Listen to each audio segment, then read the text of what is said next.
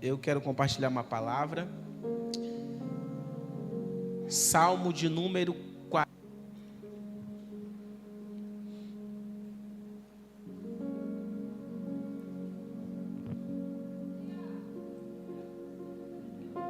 Vamos ler, igreja? Salmos de número 40. Isso. Diz assim: esperei com paciência no Senhor, e Ele se inclinou para mim e ouviu o meu clamor. Tirou-me de um lago horrível, de um charco de lodo, pôs os meus pés numa rocha, firmou os meus passos e pôs um novo cântico na minha boca, o hino ao nosso Deus. Muitos o verão e temerão, e confiarão no Senhor. Bem-aventurado o homem que põe no Senhor a sua confiança, e que não respeita os soberbos, nem os que desviam para a mentira. Muitas são, Senhor meu Deus, as maravilhas que tens operado para conosco, e os teus pensamentos não se podem contar diante de ti. Se eu os quiser anunciar e deles falar, são mais do que se podem contar. Sacrifício e oferta não quiseste, os meus ouvidos abristes. Holocaustos e expiação pelo pecado não reclamaste. Então disse: eis aqui, venho, no rolo do livro de mim está escrito: deleito-me em fazer a tua vontade, ó Deus meu. Sim, a tua lei está dentro do meu coração. Preguei a justiça na grande congregação, e eis que não retive os meus lábios. Senhor, tu o sabes. Não escondi da tua justiça dentro do meu coração a tua benignidade. Amém? Só até aqui. Assente-se aí glorificando a Deus.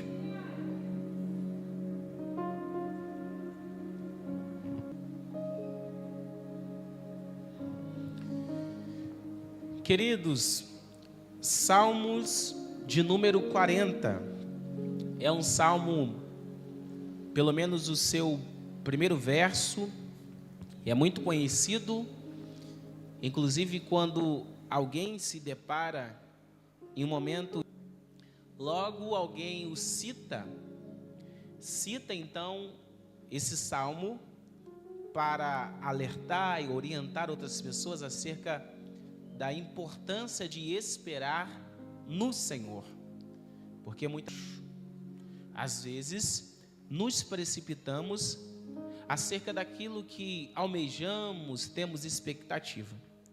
Salmos, na verdade, eles tratam da nossa realidade. São homens como nós, sujeitos a tantas falhas e também experimentados a tantos desafios. E esses desafios e essas circunstâncias nos quais eles foram envolvidos, muito desses desafios e realidade é um testemunho. Se tivéssemos um salmo de Carlinho, nós teríamos esse testemunho que ele acabou de dar aqui acerca dos tiros, desse incidente, que seria um testemunho daquilo que ele viveu, que foram atos que eles enfrentaram, mas todos os atos que eles enfrentaram não tiveram a capacidade de matá-los, porque se estão registrados significa dizer: eu enfrentei, eu passei, mas sobretudo eu sobrevivi. E eu sei que tem pessoas aqui que poderia também escrever um livro tanto quanto de testemunhos e declarar: eu enfrentei, eu passei e por tudo eu sobrevivi. Eu sei que nós estamos reunidos aqui e tem pessoas que estão do seu lado aí e você nem imagina quantas coisas ela enfrentou, quantas coisas ele enfrentou, quantos desafios sobreveio sobre esta pessoa, Mas olha onde ele está. Estar aqui, num domingo como esse. E só o fato de estar aqui já é uma mensagem. Eu passei, eu enfrentei, mas eu sobrevivi. Quantos podem levantar a mão e agradecer a Deus porque você passou, enfrentou, mas sobreviveu? Aleluia! Olha só que interessante. O salmo começa dizendo: esperei com paciência no Senhor. Essa expressão aqui de esperar com paciência vem do original do hebraico kavar kivit, que significa esperei esperando. Perseverei na espera. Então, observe que ele não está esperando de maneira qualquer, ou de qualquer maneira. Não. Ele está esperando, confiando no Senhor. Ele esperou pacientemente no Senhor. Ele esperou orando. Ele esperou um resultado da parte de Deus. Eu não sei se ele esperou uma semana, eu não sei se ele esperou um ano, eu não sei se ele esperou 10 anos, mas eu sei que ele esperou. E como ele esperou? Esperou confiando, esperou pacientemente. Ninguém, no Senhor. O texto não diz quanto tempo ele esperou, mas o texto diz o resultado da tua espera. Eu vou repetir isso aqui porque isso é interessante. O texto não diz se ele esperou uma semana, se ele esperou um mês, se ele esperou um ano ou tantos anos, mas o texto diz o resultado da tua espera. Qual o resultado da espera dele? Ele ouviu. Ele ouviu. Então não sei quanto tempo ele esperou, mas ele esperou com paciência, ele esperou orando, ele esperou clamando. E qual foi o resultado de quem espera orando, de quem espera confiando, de quem espera com paciência no Senhor? Ele ouviu. Eu não sei quantas pessoas chegaram aqui esta noite e estão na condição desse salmista. Qual é a condição? Esperando com paciência, esperando orando, esperando confiando. Eu não sei quanto tempo você está nessa situação, mas é o seu resultado que vai gerar desse seu posicionamento. Ele ouviu, porque o salmista nos dá uma certeza. Qual é a certeza? Tem resultado para quem espera no Senhor. Tem resultado para quem espera pacientemente no Senhor.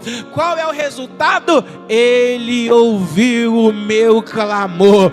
É uma espera bem posicionado. Ele não espera reclamando, não, mas ele espera adorando. Ele não espera murmurando, mas ele espera clamando. Ele não espera de maneira inerte, apática, paralisada. Claro que não. Ele espera confiando, porque não é sobre apenas esperar, mas é como você espera. Enquanto eu espero, eu confio. Enquanto eu espero, eu adoro. Enquanto eu espero, de uma forma, perceba que a espera dele é pacientemente, a espera dele é clamando, a espera dele é confiando. Não é alguém que cruza os braços e diz: vou esperar a Deus fazer. Não, é alguém que espera com tanta confiança ao ponto de o tempo passar, mas ele continuar posicionado em Deus, como quem entende: eu não sei quando, mas eu sei que ele irá se levantar ao meu favor. Eu não sei até quando eu vou esperar, mas eu creio que ele irá ouvir o meu clamor. E no primeiro verso ele mesmo diz: o que é que ele diz? Eu esperei confiantemente no Senhor. E aí? E ele ouviu o meu clamor. Ele se inclinou para mim e ouviu o meu clamor. Qual é a palavra? Ele estava embasado talvez em Isaías 40:31, que diz: aqueles que esperam no Senhor, oh meu Deus, renovarão, cansarão, caminharão e não se fatigarão. Isso é recompensa para quê? Para quem espera. Essa é a recompensa de quem espera. Então a primeira coisa que nós aprendemos aqui: primeiro, Eu não sei quanto tempo, mas eu sei que ele responde a quem espera orando. Não é esperar de qualquer forma, mas é esperar bem posicionado. Segundo, a Bíblia diz: ele se inclinou para mim e ouviu o meu clamor. Olhe para cá para meus olhos azuis, por gentileza, e não perca isso. Ele se inclinou para mim e ouviu o meu clamor. Esse ato de se inclinar aqui vem do hebraico natar, que significa como um pai que se atenta para que o filho está lhe pedindo. O significado é esse: como um pai que se inclina para ouvir o teu filho, como alguém que abaixa o ouvido, como alguém que se curva para ouvir, como alguém que se inclina para ajudar. Esta é o significado desta palavra, se inclinou. Se inclinou, natar, em hebraico significa como um pai que inclina os seus ouvidos para ouvir um filho, como um pai que se inclina para ajudar, como alguém que se inclina para ouvir, para dar atenção específica àquilo. Então perceba que aqui, quando Deus ouve, não é apenas um Deus ouvindo e estando parado, mas é um Deus que no mesmo momento que ele ouve, ele se movimenta de acordo com a oração de quem está esperando com paciência nele. Então perceba que quando a Bíblia diz que ele se inclinou ou que ele ouviu, significa dizer: Deus começou a se movimentar de acordo com a minha oração. Eu tenho uma notícia para quem tem fé aqui esta noite para receber essa palavra. Eu sei que eu estou pregando para gente que tem orado por algumas causas. Eu sei que eu estou pregando para gente aqui que tem orado por algumas circunstâncias ou situações. Mas a palavra de Deus no seu coração é: Deus irá se movimentar através da sua oração. Já dizia Charles Haddon Spurgeon: a oração move a mão daquele que move o mundo. Eu não sei há quanto tempo alguém está orando aqui, eu não sei há quanto tempo você está clamando, mas eu quero crer no nome de Jesus que já está chegando o tempo de Deus se movimentar de acordo com a oração de alguém, para se movimentar através de algumas orações aqui. Tem orações que há tempo você tem feito, tem pedidos que há tempo você tem oferecido ao Senhor. Está chegando o tempo, vou de novo, está chegando o tempo, vou de novo, está chegando o tempo que Deus, movimentará de acordo com a oração de alguém aqui. Eu não sei quanto tempo você está esperando, mas Ele vai se movimentar. Eu não sei há quanto tempo você está orando, mas Ele vai se movimentar. Eu não sei há quanto tempo você está apresentando isso em oração, mas Ele vai se apresentar. Eu não sei há quanto tempo os seus joelhos se dobram para pedir por isso, mas Ele vai se apresentar. Eu não sei há quanto tempo você tem chorado em lágrimas, mas Ele vai se movimentar.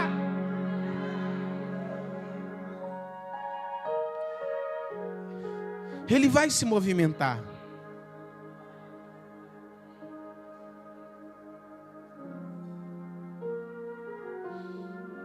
A primeira realidade é essa. Só que o verso 2 é interessante, gente. Verso 2, Salmo 40. Verso 2 diz: tirou-me. Eu preciso que você repita essa expressão aqui, tirou-me, tá bom? No 3 nós vamos declarar junto: tirou-me, tá? Tirou-me, no 3. 1, 2, 3. Tirou-me. Pode ser melhor, vamos dar uma vez mais no 3. 1, 2, 3. Tirou-me. Vira para a pessoa que está do seu lado, diga isso: tirou-me. Só para nível de interação, isso: tirou-me. Fez o quê? Tirou-me de um lago horrível. Descreve a situação que ele estava aqui.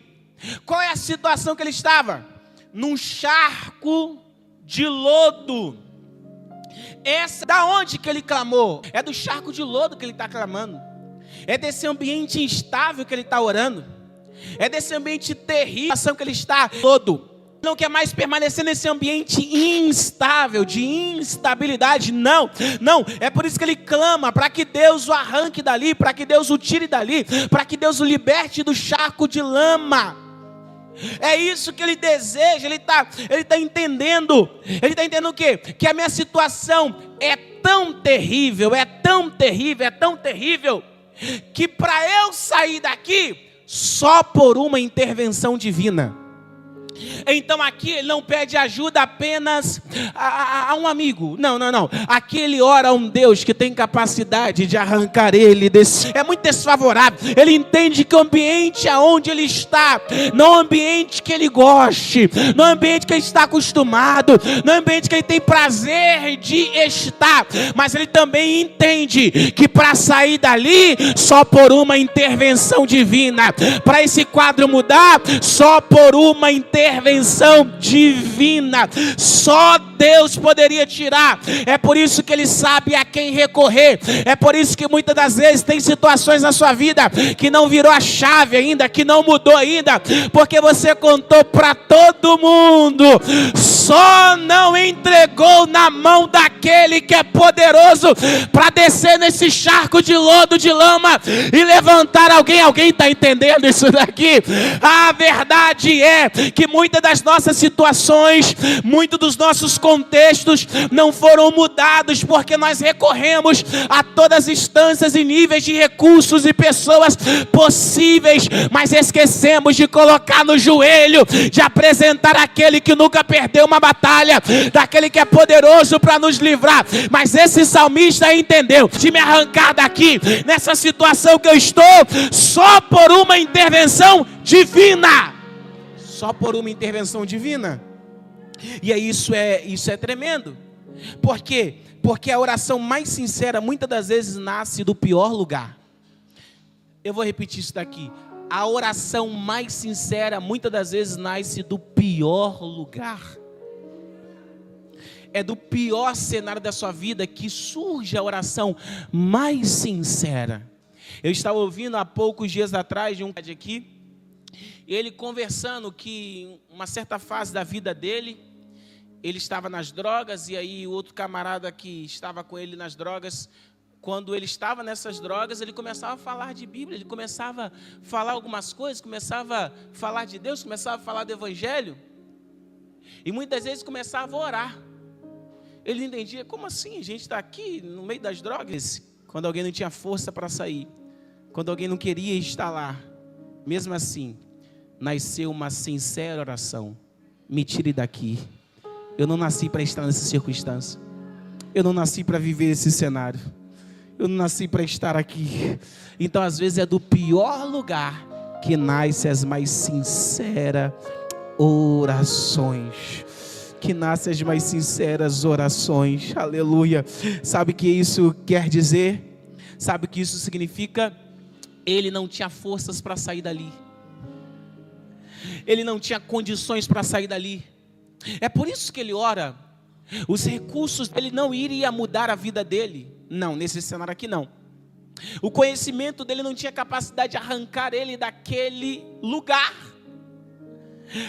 Todos os recursos que ele tinha à sua disposição não teriam capacidade de arrancar ele desse lago horrível, desse charco de lodo. Nada poderia arrancar a não ser uma intervenção divina. É por isso que eu fiz questão que você repetisse a seguinte expressão lá. Mas porque ele não está mais nesse ambiente? Porque ele tirou-me. A Bíblia diz: tirou-me do charco de lodo e colocou os meus pés em uma rocha firme.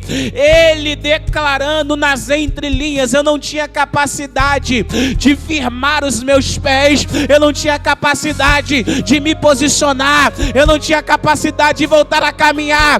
E como que você caminhou? Como que seus pés se firmaram? Como que você foi parar numa rocha? Como que seus pés se firmaram e você voltou a caminhar? É muito simples, não foi eu, foi ele. Ele tirou-me. Eu não tinha força para sair daquele quarto. Como que você saiu? Foi ele que me tirou. Ah, por que que a bala não atingiu, porque você é bom. Não, foi Ele que me tirou. Por que você viveu tanto tempo na ansiedade? Mas a ansiedade não... Ele que te tirou. Aleluia. Por que tantas circunstâncias que você enfrentou, nada disso te paralisou, nada disso te matou? É porque agora você sabe lidar com todas as circunstâncias adversas? Claro que não. É porque a mão dele me alcançou no charco de lodo. Ou eu estou pregando para alguém aqui que uma hora dessa só você e Deus sabe aonde é que você estaria. Talvez afogado na cachaça, talvez de um quarto escuro, numa depressão, talvez refém emocionalmente de relacionamentos tóxicos. Mas o que Deus fez? Ele tirou. Levante a mão, levante a mão. Só quem é grato por aquilo que Ele fez. Ele te arrancou daquele bar, Ele te arrancou daquele vício, Ele te arrancou da cocaína, Ele te arrancou do tráfico, te arrancou da bebida. Foi Ele.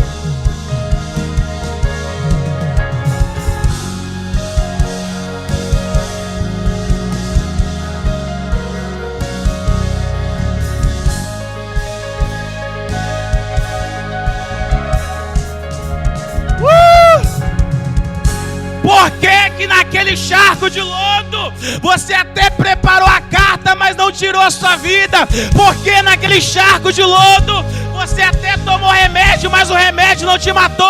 Por que naquele charco de lodo você cortou o braço, mas não se matou? Por que naquele charco de lodo você fez tudo o que precisava ser feito para desistir da vida, mas não deu certo? Porque Ele te tirou. Ele te tirou. A mão dele foi lá antes da morte chegar. A mão dele foi lá antes do suicídio chegar. A mão dele foi lá.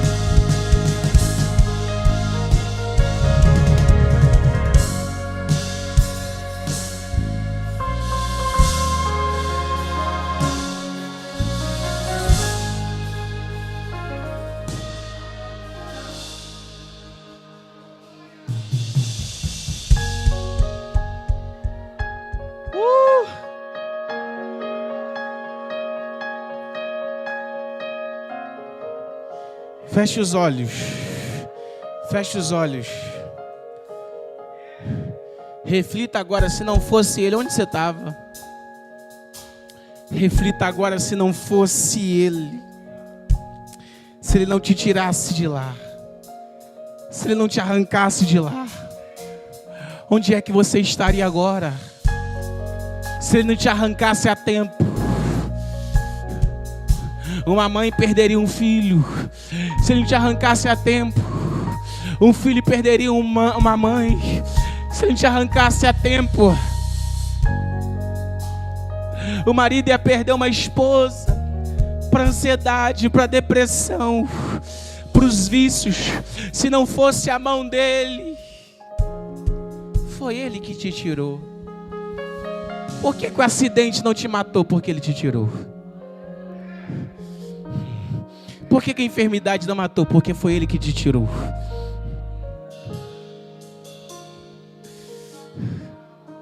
Porque aquela crise tirou o teu sono por tanto tempo, mas não te matou.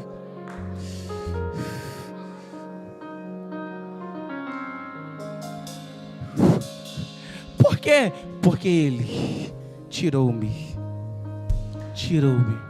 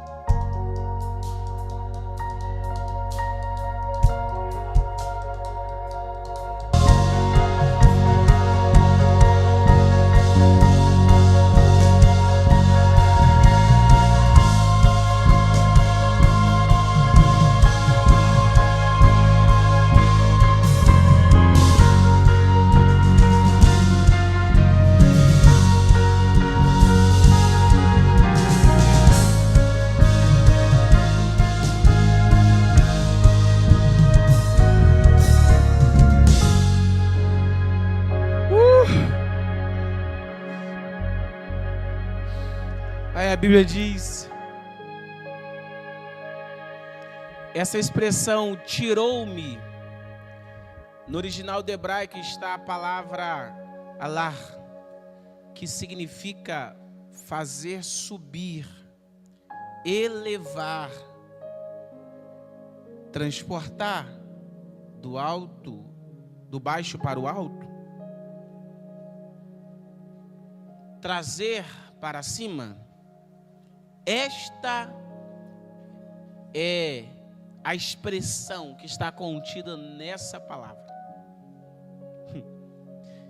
Ele me trouxe, Ele me transportou, Ele me tirou do baixo, me colocou no alto. Gente, só de ter arrancado ele do charco de lodo, já estava de bom tamanho. Mas Deus fez algo a mais. Dá o seu nível também. Eu vou mudar o seu nível.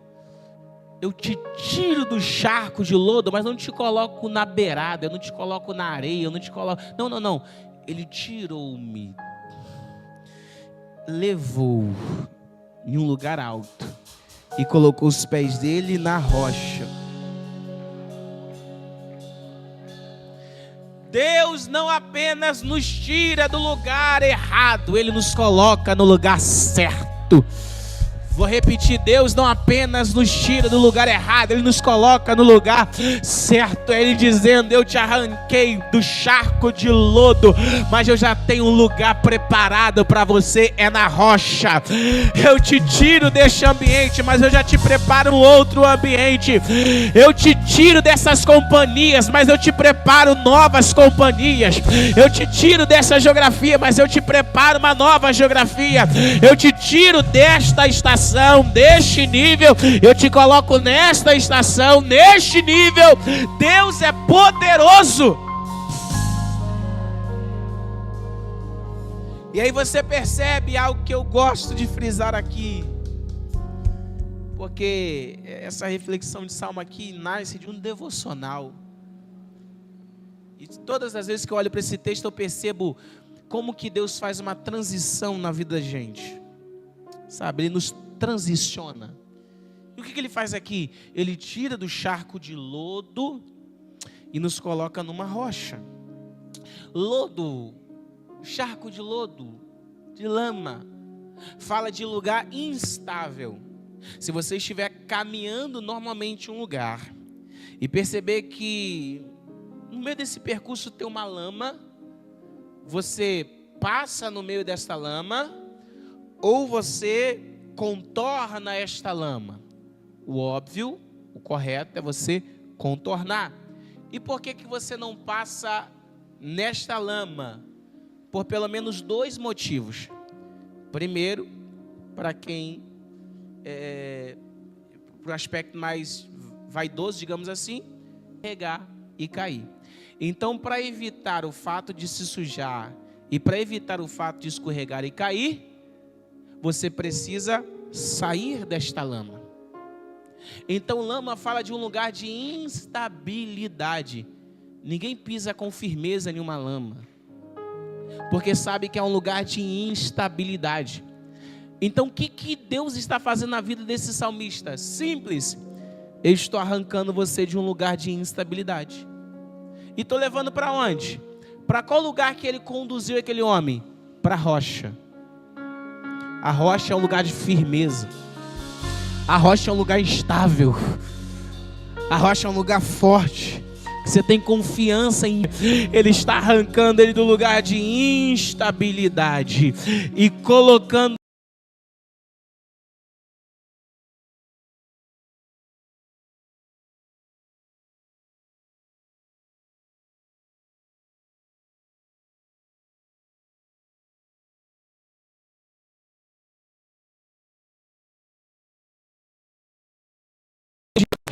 período de instabilidade.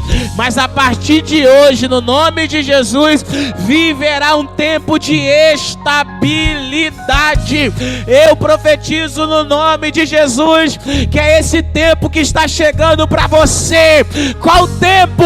Um tempo de estabilidade.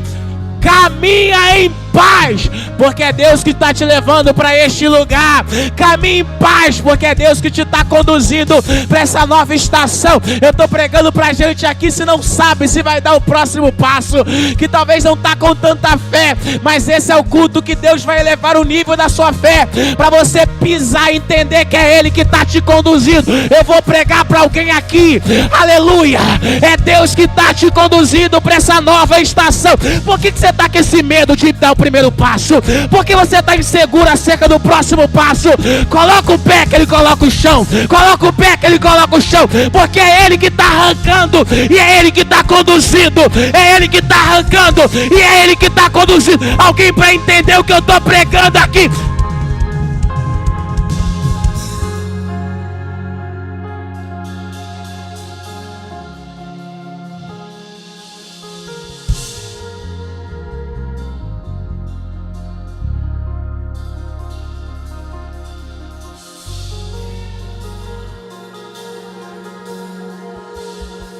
Do poço, do lodo, para a rocha, da instabilidade para a estabilidade, do fundo baixo para o alto.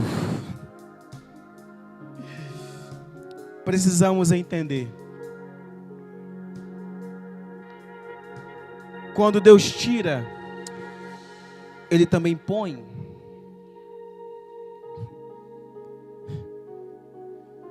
Quando Deus remove, Ele também reposiciona.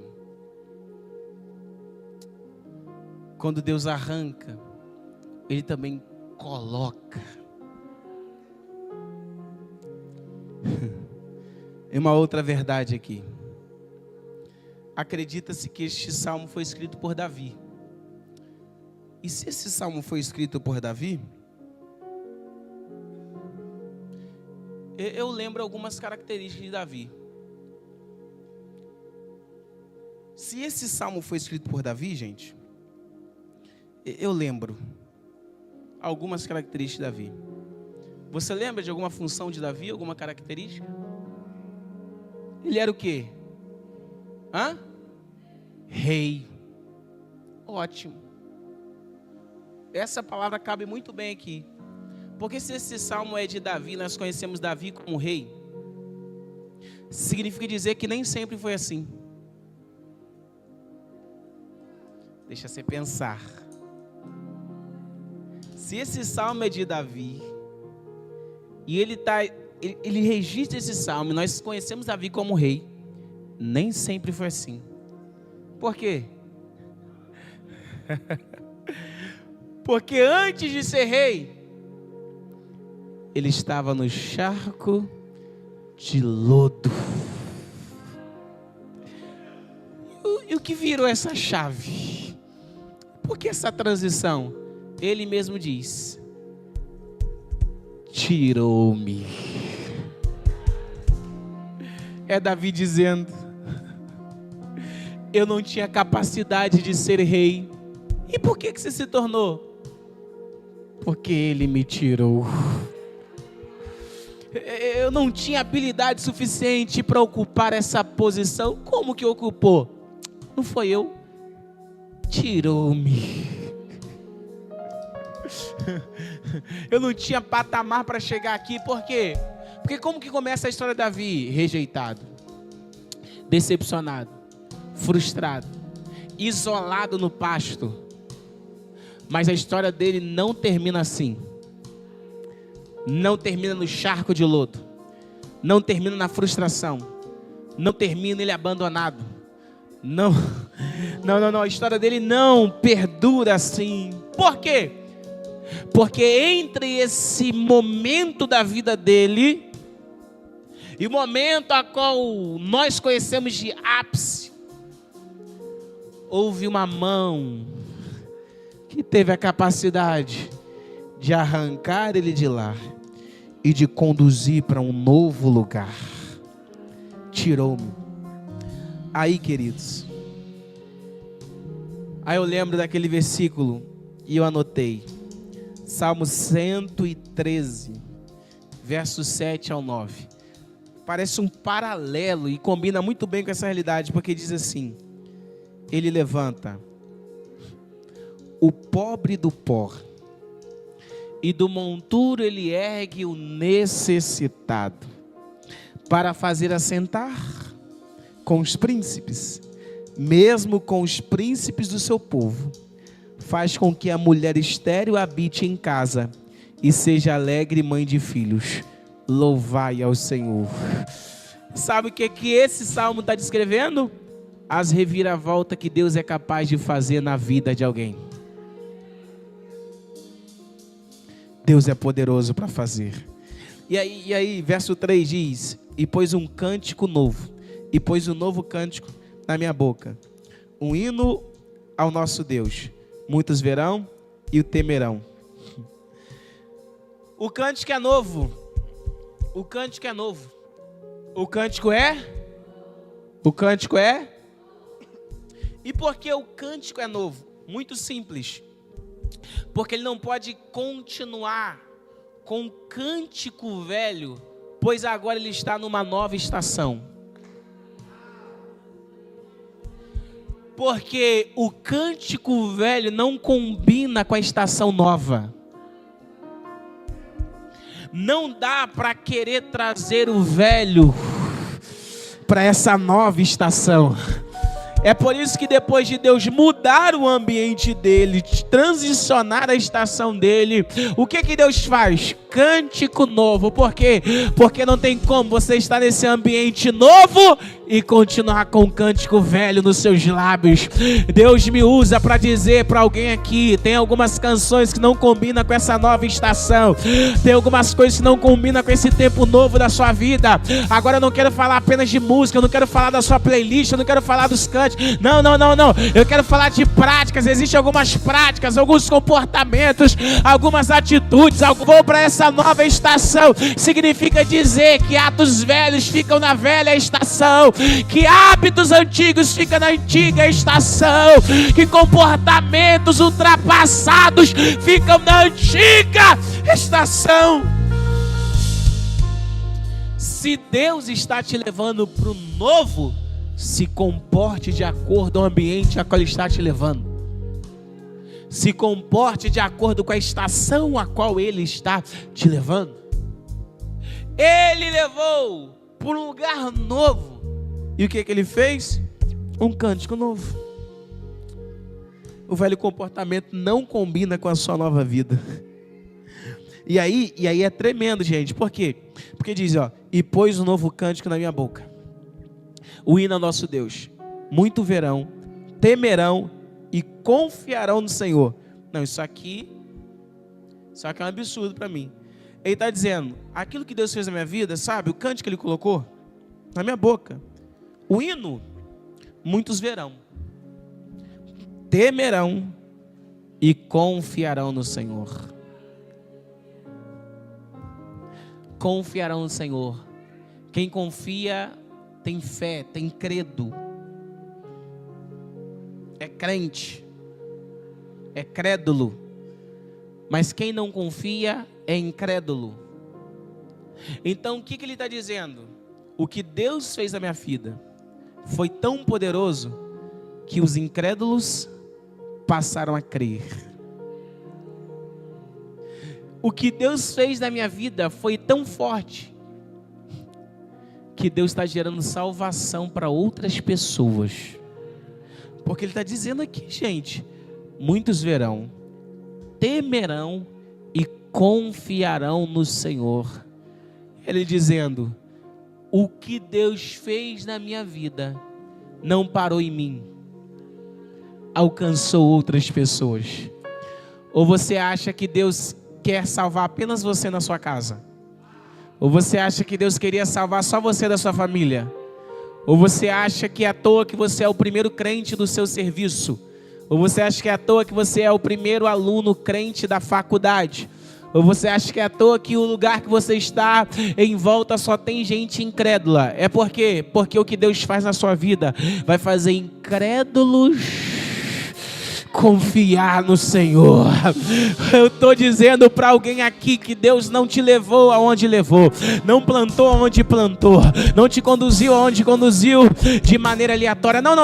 Ele tem um propósito específico para aquilo que Ele faz em você. Não pare em você, mas alcance outras vidas também. Eu estou dizendo para alguém aqui que tem coisas que Deus vai fazer em você, e só porque Ele está fazendo em você, outras pessoas passarão a crer. Alguém vai olhar para você e vai dizer: como ele está vivendo algo novo, eu quero viver também. Como que ela está vivendo algo novo, eu quero viver também. O Deus que fez nela vai fazer na minha. O Deus que fez nele vai fazer na minha vida. Ou eu estou pregando para gente aqui que não vai precisar de falar muito, porque aquele não fala, só o que as pessoas veem Deus fazendo na vida dele já é motivo de passar a crer que é um Deus que tira o homem do charco, do lodo, e coloca na rocha firme. Só o que Deus está fazendo já será motivo o suficiente para pessoas crerem que existe um Deus que é poderoso para fazer infinitamente mais.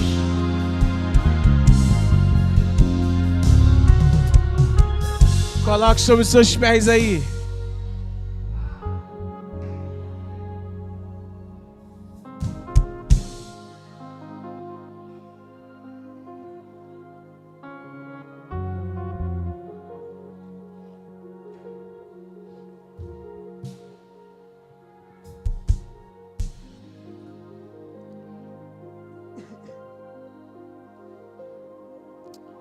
Aleluia.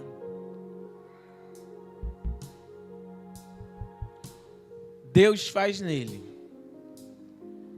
e outras pessoas confiam, acreditam em Deus por aquilo que Deus faz nele. Isso é tremendo, porque ele nem precisa falar.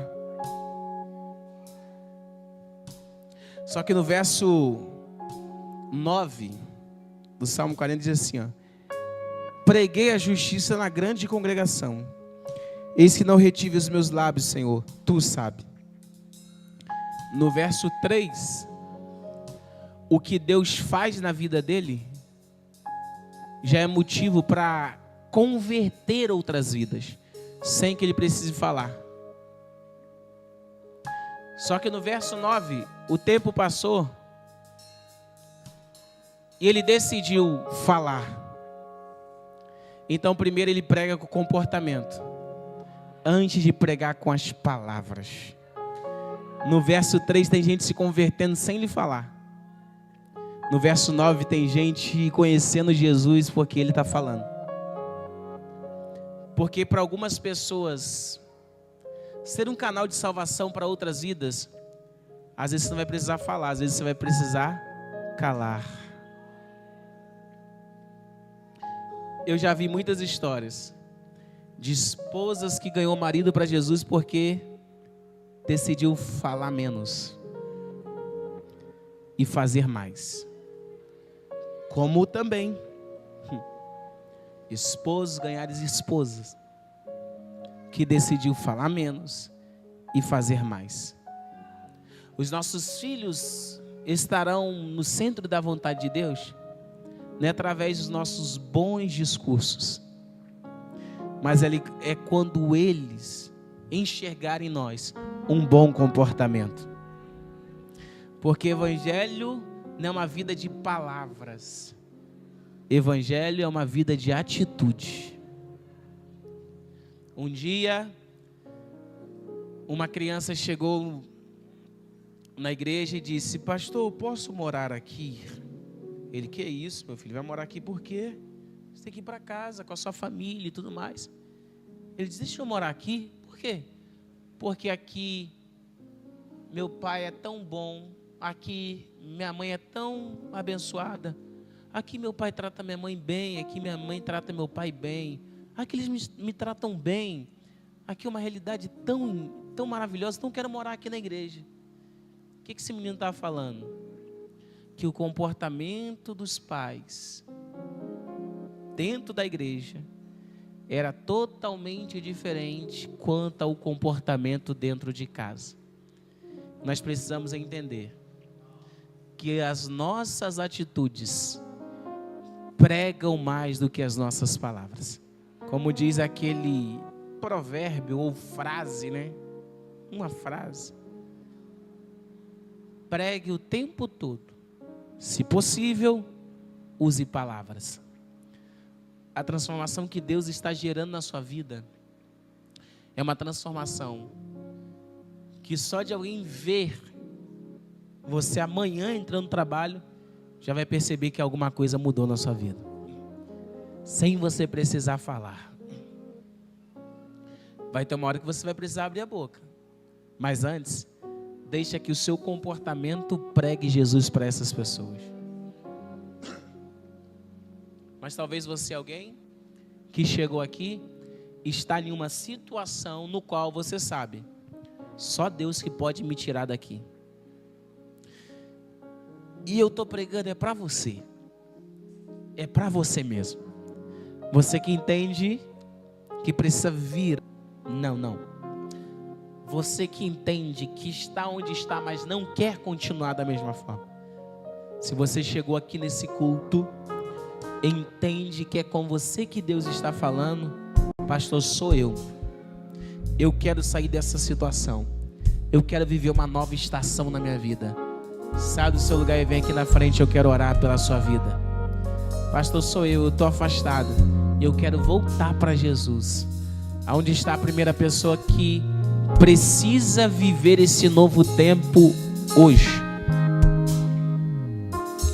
Aonde está a primeira pessoa que entrou aqui e entende que precisa viver essa reviravolta, que vai permitir que Deus te arranque de onde você está e leve para onde Ele quer levar, e te conduza para onde Ele quer lhe conduzir. Talvez você chegou aqui e não tinha forças, mas você chegou. Talvez você chegou aqui e se achava incapaz de dar um próximo passo, mas olha onde você está. E eu pergunto mais uma vez: aonde está você que quer recomeçar hoje? Aonde está você que vai levantar a mão para o Senhor agarrar nas suas mãos e te tirar dessas circunstâncias, dessa situação, e colocar você numa rocha firme, firmar os seus pés e colocar um cântico novo nos seus lábios? Aonde está você? Eu pergunto a última vez. Se entrou pelo menos uma pessoa aqui que precisa voltar para os pés do Senhor, essa é a sua oportunidade.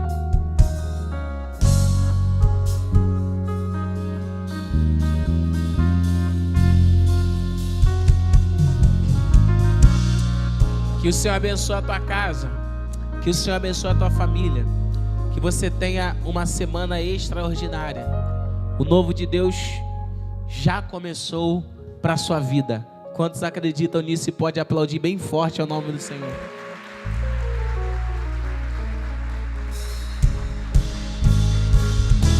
Isso!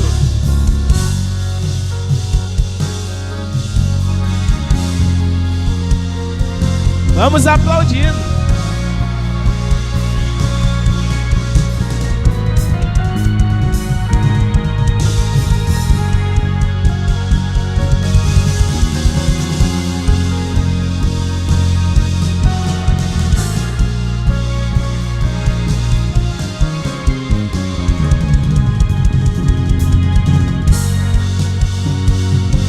Aleluia! Deus está estabelecendo o novo de Deus na vida. Deus está estabelecendo o novo de Deus na vida do teu filho.